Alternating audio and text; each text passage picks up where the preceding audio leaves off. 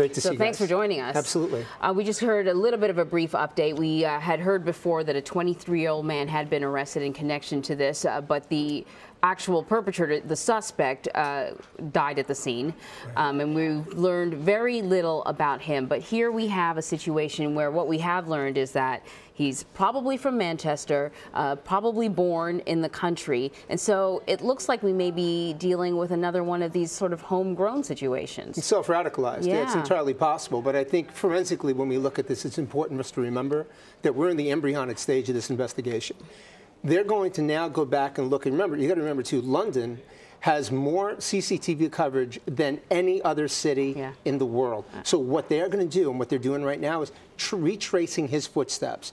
Who did he meet with? Where did he go? What subway did he come out of? What vehicle did he come in with? They're going to run those plates. They're going to see who they were connected to, and they're going to find out the genesis of this attack. It wasn't just one person. He learned it from somewhere. He wasn't just a lone wolf. By the manner and the ordinance that he used, he was trained by someone, and he worked with other people. So they will reveal that as it comes along. Rest assured that we are not even close to finding out the full story at this point. One question that a lot of people are going to have, and it's been already posited in British newspapers, are with regards to the security checks and security perimeters at venues like this.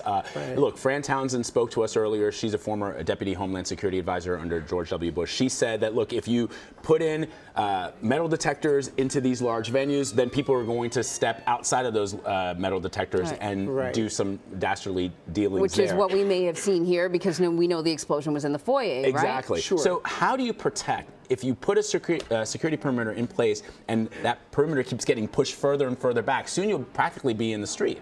Yeah, well, that's part of it, Vlad, but the other part of it really is human error.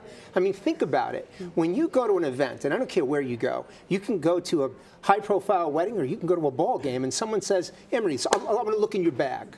Do they really look in your bag? Yeah. They open the bag and say, okay, go ahead. Yeah. That's no bearing on it. Do they really look through a backpack, Vlad? The answer is no. So much of this, yes, and I agree with Fran. Fran, I'm a big fan. But at the end of the day, perimeter is just one thing.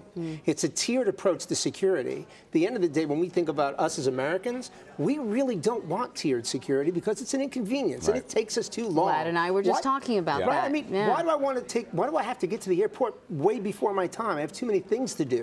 But then this happens, it's a different story. But then we look at human error, right? Who are the people that are actually conducting the security checks? What's their training? And are they really checking those vehicles, Vlad? Are they doing undercarriage searches? And the answer is no.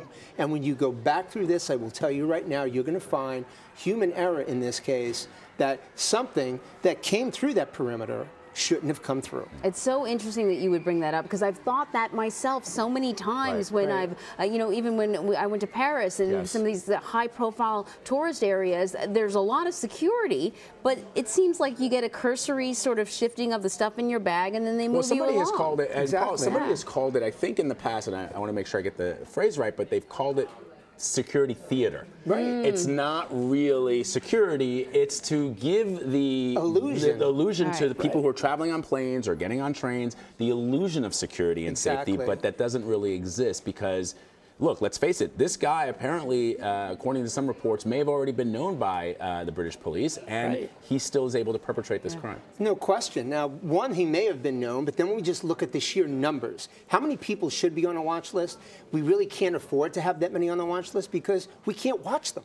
There aren't enough bodies, right? So at the end of the day, what does it really come down to? It comes down to the basics of security and what we're willing to accept in our world and in our norm. And that is, I think, at the end of the day, what we're going to see, not just here, but we're going to see on our own soil. So then the question is, how do we stop these lone wolves? Just last week, we had a guy do a U-turn in the middle of Times Square and drive 3 blocks up the sidewalk in an area that is heavily policed. Is there any way to stop this sort of thing? There actually is, Anne-Marie, but the question is there a way? Yes, are we willing to go down that road? If I say to you that we know for a fact that terrorist attacks are communicated over social media, we know that they're planned and predicated over social media. If I said to you, Vlad, if we're going to prevent this, we have to police social media. And we ask 100 viewers right now, how many will buy into policing social media?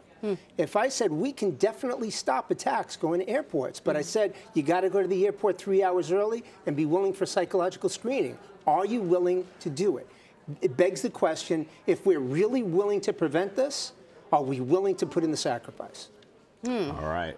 It's a fascinating discussion. I think we're going to be talking to Paul for the next couple of days as more information comes out on this individual. The good, I thought right before you came on to talk to us, Paul, we saw the Chief Constable there in Manchester, Ian Hopkins, giving an update on the suspect, Salman Abedi. And one of the things that he pointed out, and I just want to reiterate that for our audience, is he's asking everyone in Manchester to not jump to conclusions when it comes to the community. It's a very diverse community, Manchester is, with a lot of people from a lot of different countries. And this man, Salman Abedi, was supposedly born in the United Kingdom, but they don't want people to. I think what he's trying to do is temper passions right now, as people are going to be very angry and they're going to be looking at this individual and his family and perhaps people that may just simply share the same religion or the same background as him. We can't rush to aesthetics. It has nothing to do with what a person looks like. I don't care what the color of their skin is or what, religion they are. It's what they're studying and what burns in here. We can't see that out here. We need to be very careful we don't start condemning large groups for the actions of one that may not even be associated with that because group. part of tackling this issue, too, is having people within different communities, within the Muslim community, say, hey, I heard something that didn't sound right. Exactly. Right now. Exactly. And he may not even be part of the Muslim community. Right. Right? That's true, too. Right. Yeah. Absolutely. We're still finding everything out. Exactly. Paul Viollis, as always, thank you, my friend. Thank you. My pleasure. Good to see you both.